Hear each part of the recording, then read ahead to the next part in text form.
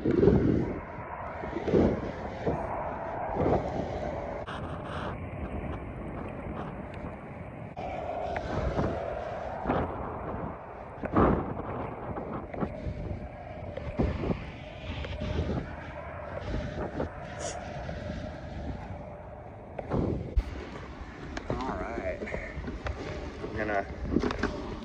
go up this here hill. I'm gonna do it on this thing,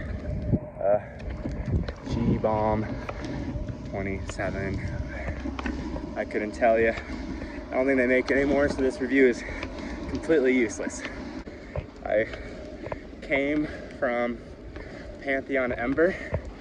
That was my first real pusher board.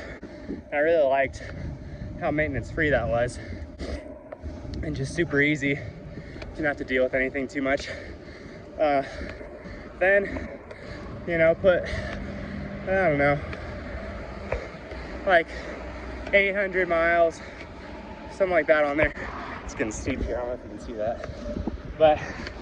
But snapped in half one day at the neck. 1 second. Morning. Whew, made it up the first climb.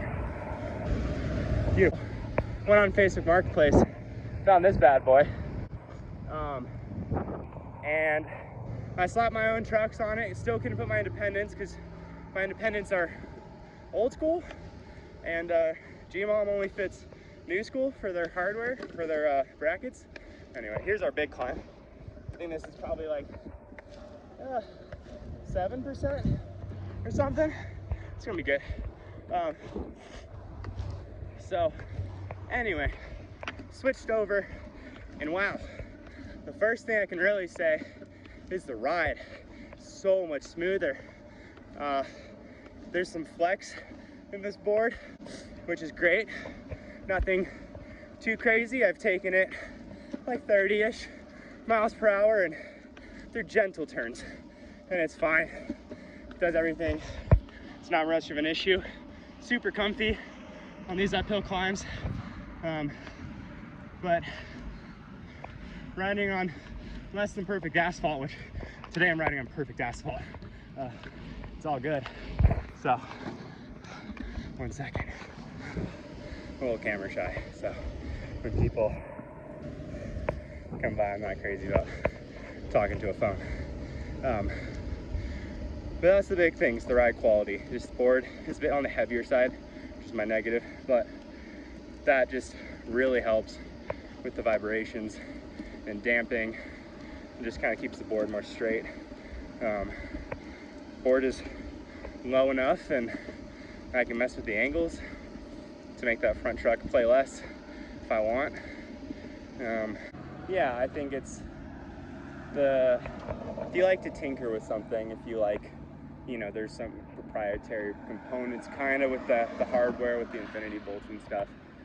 If you like to tinker, mess around with the angles, things like that, because, you know, the brackets are pretty sweet for that. If you're more of just I just want to bolt something to it and then go skate, yeah, I would definitely go with just like a wood board that's lighter and has one option for you.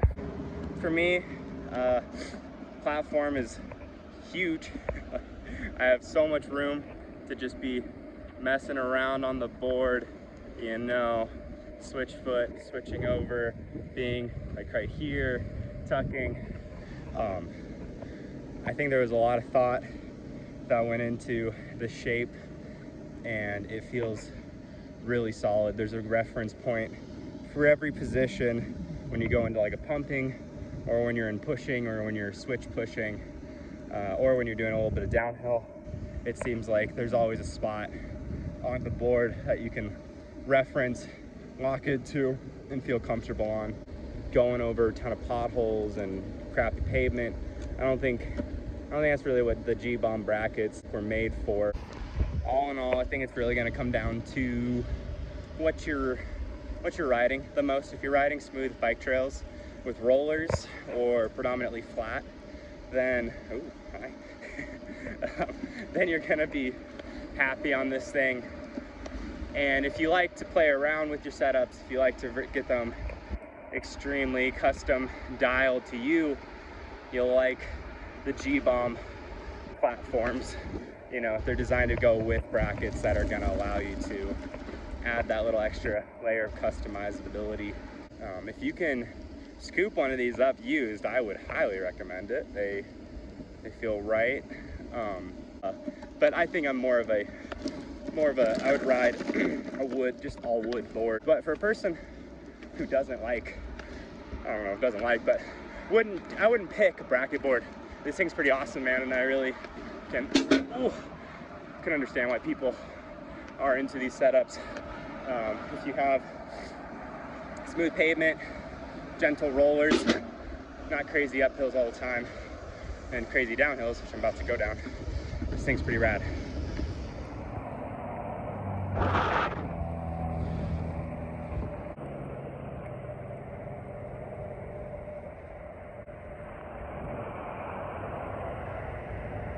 Yeah, it's a pleasure. It makes me want to ride.